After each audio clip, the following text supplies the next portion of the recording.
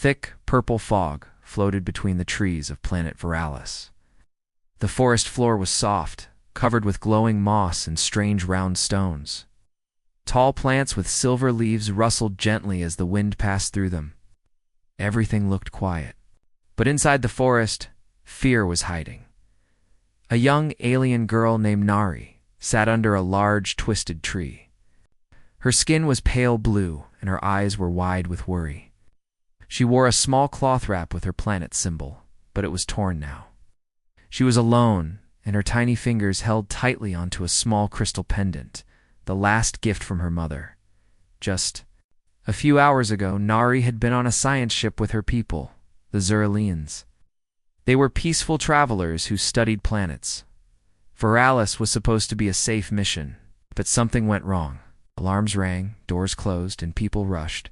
Everywhere, strange creatures had appeared near the ship's landing site. Everyone was scared. Nari remembered holding her mother's hand, but in the panic, she had been pushed away. She called out for her parents, but no one heard her. The ship took off. The sky was filled with white light and then silence. The ship was gone. Had been left behind, Nari's eyes filled with tears. She didn't understand why no one came back. She thought maybe they would return in a few hours. But night came, and with it, new sounds, low growls, whispers in the wind, and strange chirps that echoed through the forest. She curled up under the roots of the big tree and tried to stay quiet. She hadn't eaten in 2 days. Her stomach hurt. Her throat was dry. She tried to be brave like her older brother had taught her, but her small hands shook. Meanwhile, far above Veralis in space, a small human scout ship flew near the planet's orbit. Inside was a young human named Rami. He was part of a space survey team. His job was to check strange signals and look for life signs on unvisited or restricted planets. He sat in the cockpit looking at his screen. A small blinking light showed. A weak signal from the surface. Rami said to himself. One signal, very weak. Could be old equipment or someone left behind. He checked his map. Veralis was marked dangerous due to unknown wildlife, but Rami didn't ignore weak signals. His father used to say, even a small voice can be a call for help. He pressed a button and turned the ship slowly toward the planet. Let's see what's down there. Rami's ship passed through the clouds and landed softly near a broken campsite. He wore a simple explorer suit and stepped outside. The air was heavy, but safe to breathe. He turned on his scanner and started walking, back under the tree Nari heard a soft hum in the sky. Her ears twitched. She stood slowly and looked up through the trees. A light had appeared in the clouds. Her heart jumped. Was someone coming? She ran out a few steps, but then stopped. What if it wasn't her people? What if it was something else? Still, the hope inside her was stronger than her fear. Rami walked slowly through the forest. He saw signs of a camp, old footprints broken, boxes, and a crushed communication tablet. But no people, so the signal was still blinking. Then he saw something new, tiny footprints in the soft mud, leading deeper into the woods. He knelt down. Not human, he said, small and different shape. Someone still here. He followed the trail. After some time, he heard a small sound, like a cry, then a cough. He turned and carefully stepped over a log. Behind a large plant, he saw her. Nari stood in the open, weak and shaking. Her eyes met his, wide and full of fear. She took a step back. Rami stopped. Didn't move closer. Instead, he crouched down slowly, lowered his scanner, and raised both his hands to show he meant no harm. It's okay, he said softly. I'm not here to hurt you. Nari didn't understand his words, but his voice was gentle. She looked at him carefully. He didn't wear armor like the scary people in her dreams. He looked calm and kind. Rami reached into his bag and pulled out a small, clear water pouch. He placed it on the ground and stepped back.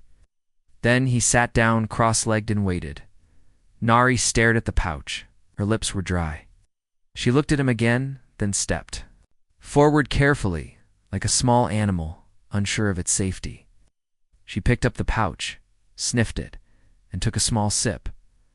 Fresh, clean-watered tears came to her eyes again, but this time they weren't from fear.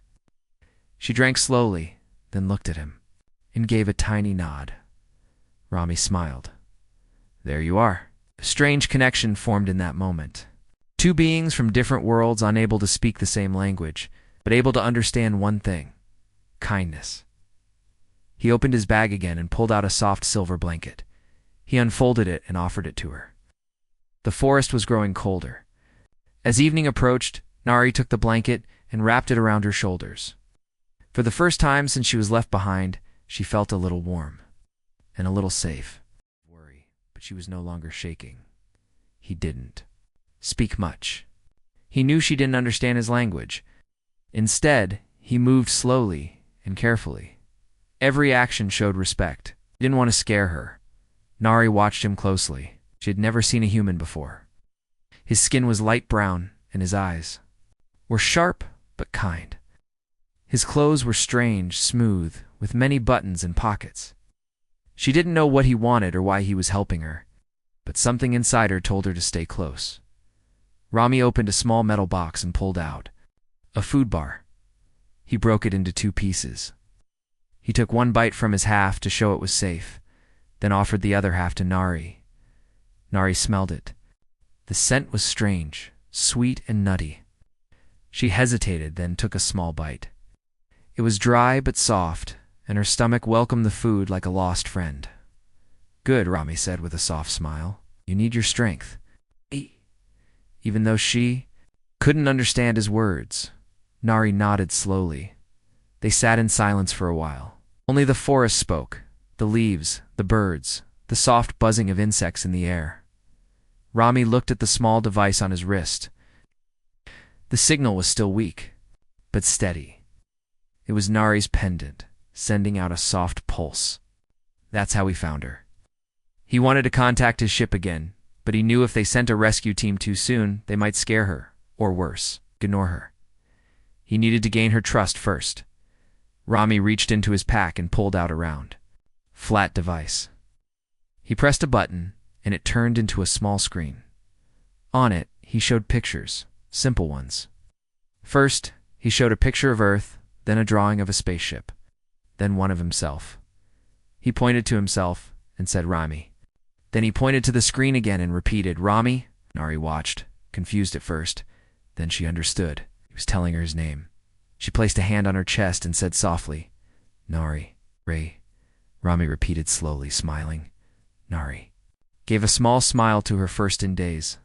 The moment was short but powerful. Suddenly, a low sound came from the trees. Naria's smile disappeared and she looked around with wide eyes. The sound came again, a deep hum, like a large animal breathing. Rami stood quickly. He motioned for Nari to stay low. He pressed a button on his wrist, and a soft light surrounded them, a basic energy field for protection. It wouldn't stop a large creature, but it could make them harder to see.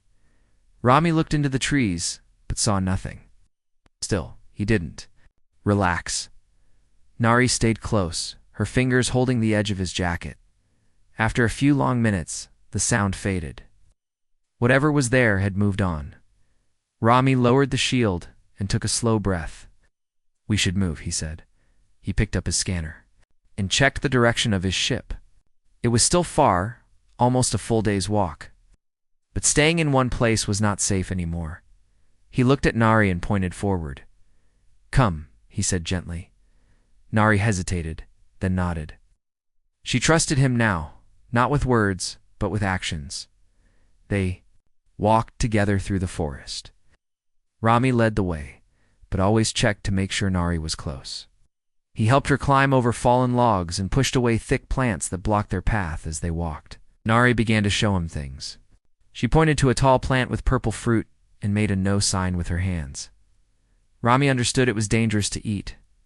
Then she pointed to a small yellow flower and gave a thumbs up. Rami picked it and smelled it. Sweet like honey, even. Though they were from different worlds, they were learning to work together.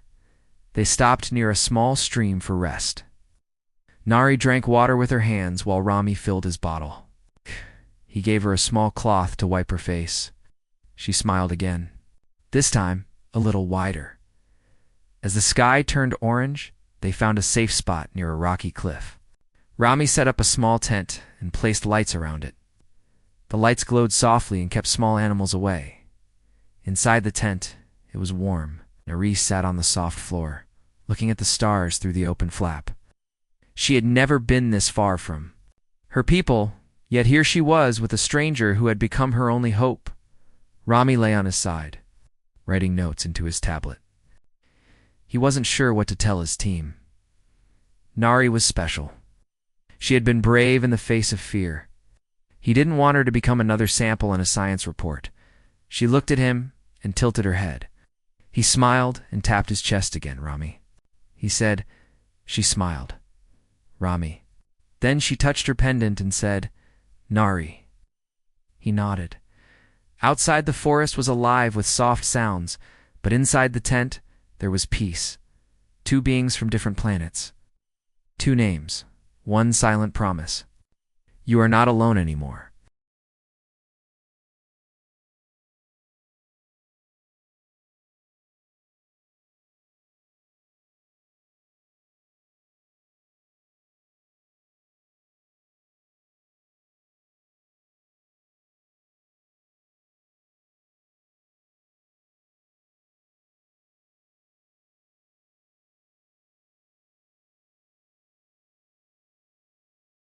The next morning, soft golden light entered the tent. Birds with shiny wings flew between the trees, and the sound of water flowing nearby filled the air. The forest of Veralis looked peaceful, but Rami never let his guard down. He knew this. Planet had many hidden dangers. Nari opened her eyes slowly. She was still curled up in the silver blanket, holding her crystal pendant close to her chest. For a moment, she forgot where she was. Then she looked up and saw Rami sitting near the entrance of the tent, checking his wrist scanner. A small smile came to her face. She remembered she was not alone. Rami turned and saw her awake. Good morning, he said softly. He handed her a small pouch of warm liquid food. Breakfast. Nari didn't understand the words, but she took the pouch and drank carefully.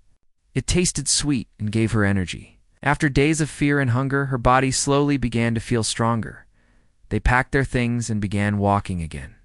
Rami led the way through the trees, using his scanner to find the safest path. Nari followed closely. She didn't speak much, but her eyes stayed alert. Whoat. She noticed details in the forest, the colors of leaves, the direction of bird calls, the signs of small animals. Sometimes she stopped and gently touched plants. She showed Rami which ones were safe and which ones should be avoided. He was surprised by her knowledge. You know this forest well, he said with respect, even though he knew she didn't understand him. You're not just a child. You're smart.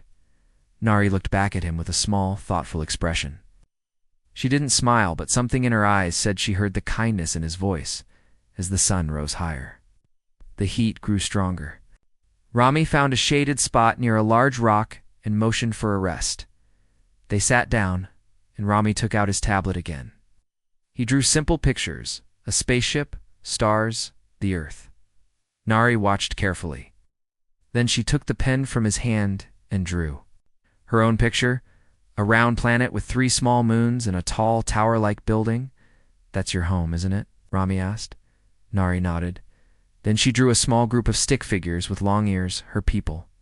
She circled one, smaller than the others, and drew an X behind it. Her hand shook a little.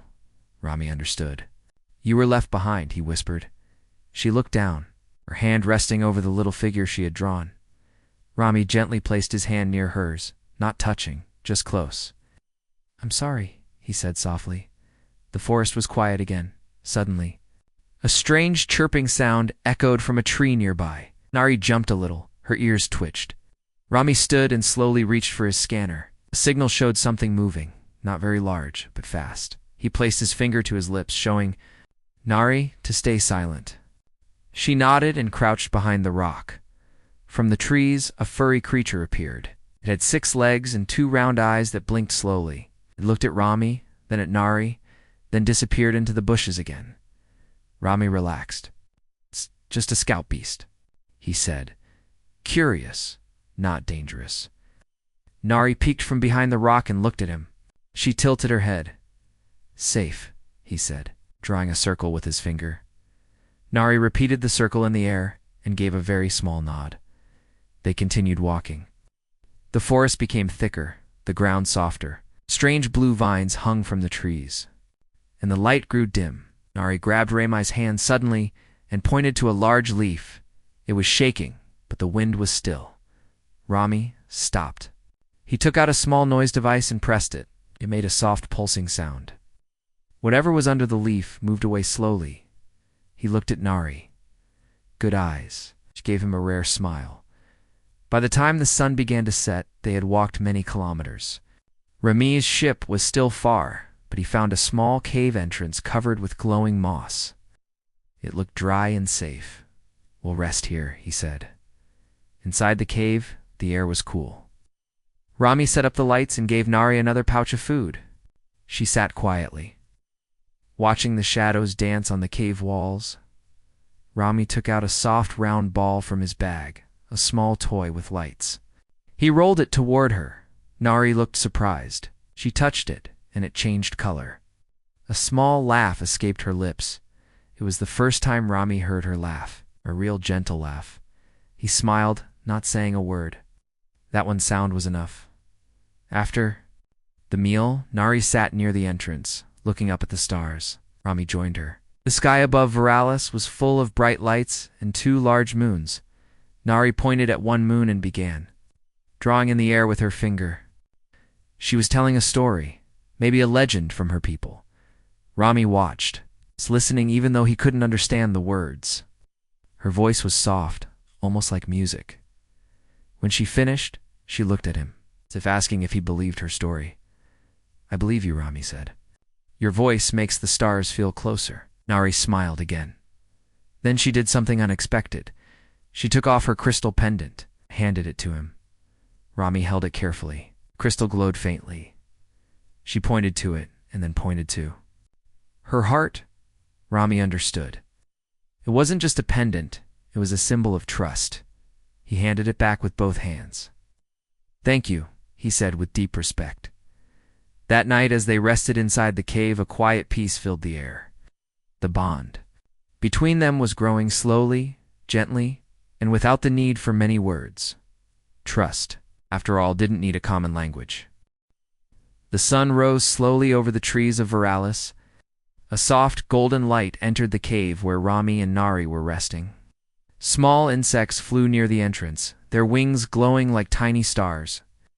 The night had passed peacefully, but Rami knew that safety in this forest never lasted long. Nari woke up, rubbing her eyes, looked around and saw Rami already awake, checking his scanner and writing on his small tablet. She walked to him and sat beside him without saying a word. Their silence had become comfortable. Rami showed her the screen on his scanner. It displayed a map with blinking dots. We're here, he said, pointing to a glowing mark. Then he pointed to another spot on the screen. My ship is here. We still have far to go. Nari stared at the map. Even though she couldn't read it, she understood they had a long journey ahead. They packed their things and left the cave. Walked, the forest began to change. Trees were thicker, the leaves larger, and the air more humid. Strange smells filled the air, a mix of fruit, soil, something else Rami couldn't name. Rami noticed animal tracks on the ground, large ones. He bent down and studied them. Not fresh, he whispered to himself, but not too old. Nari walked quietly beside him. Her eyes moved quickly, watching every branch, every shadow. She pointed to a vine-covered tree and made a soft hissing sound. Rami raised an eyebrow. Danger, she nodded. They carefully moved around it. Suddenly they heard a deep humming sound. The trees shook slightly, and some birds flew up into the sky. Rami and Nari crouched low behind a bush from between the trees. A group of creatures appeared. They were tall, with long legs and arms. Their skin was a dull green, and they had flat faces with no mouths, only small eyes. They didn't walk. They glided over the forest floor, as if floating. Nari's eyes widened. It grabbed Rami's arm gently. and pulled him down further. The creatures moved together, like a group that shared one mind. They stopped near a tree, touched it with glowing hands, and then moved on. They didn't notice Rami or Nari. Once the creatures were gone, Rami whispered, "What were those?" Nari took a stick and drew a simple picture in the dirt. The creature. A tree and a bright circle around them. Then she drew her people running away. Rami understood. They were here when your people landed. She nodded.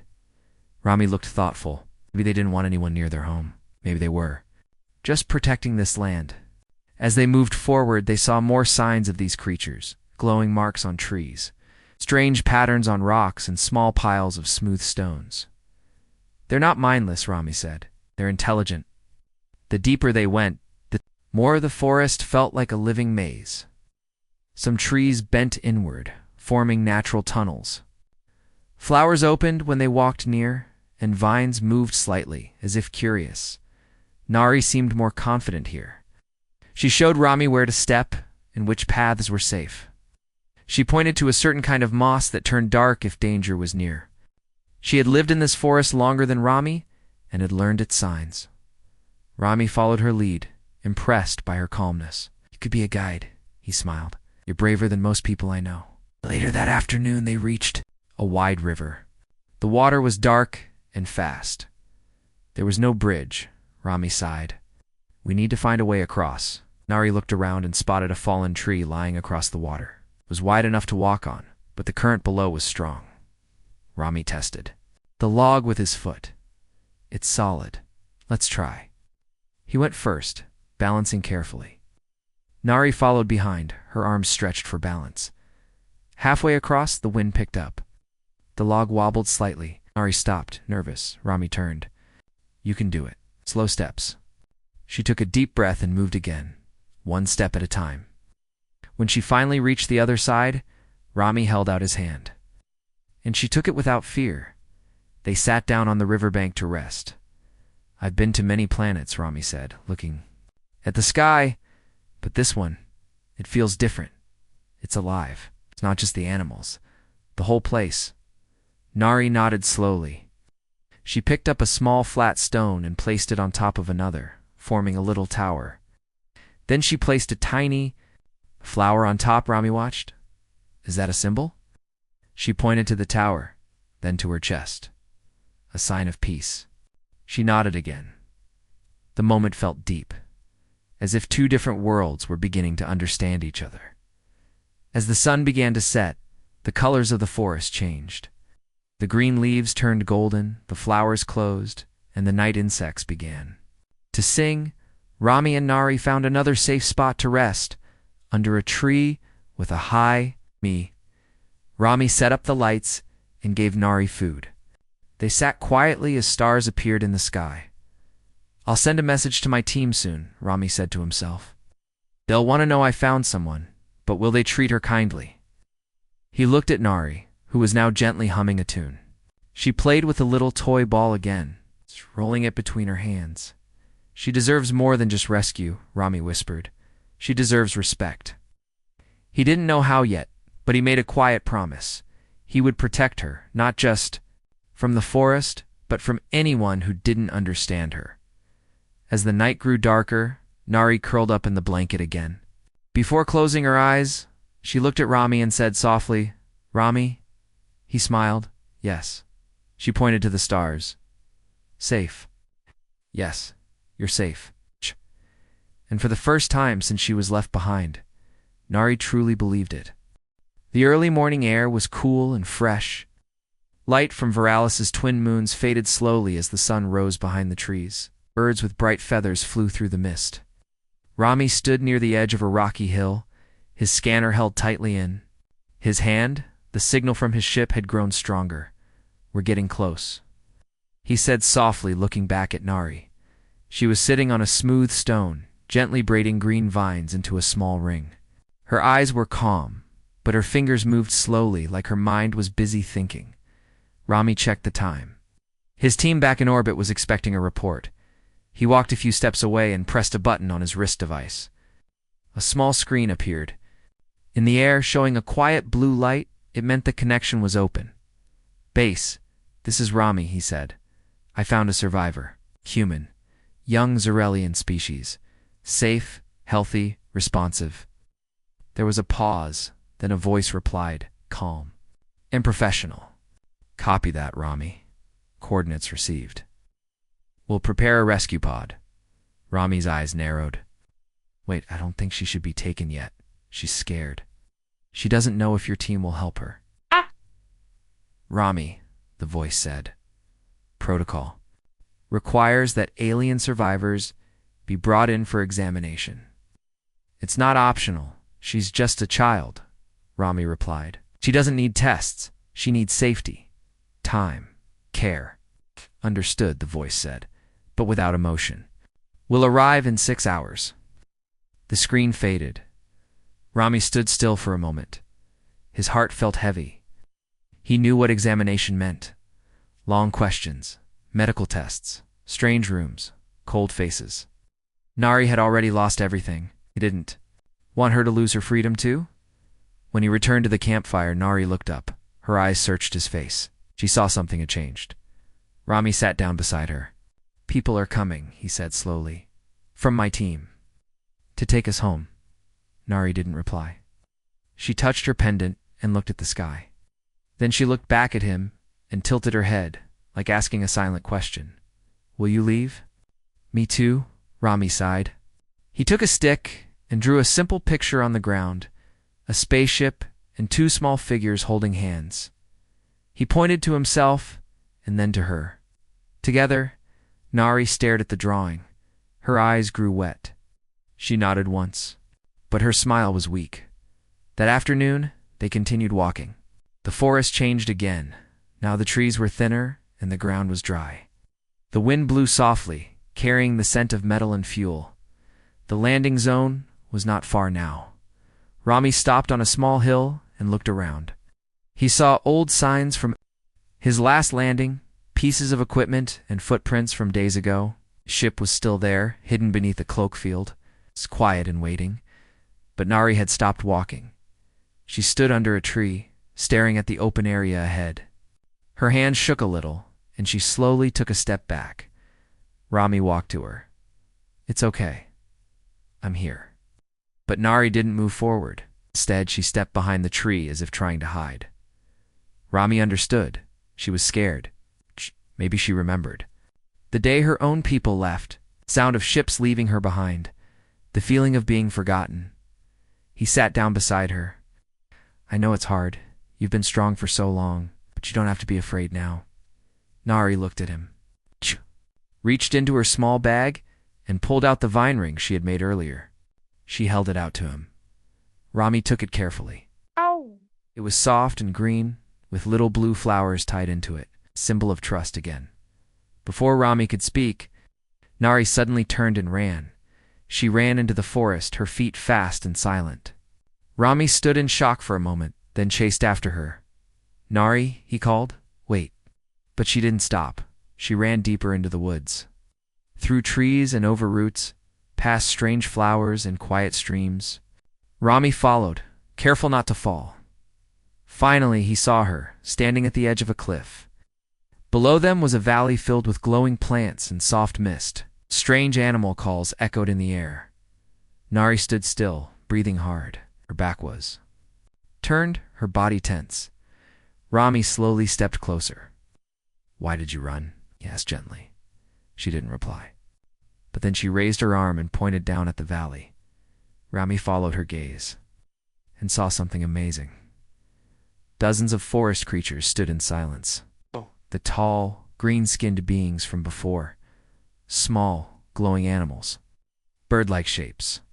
All standing together, watching, and none of them attacked.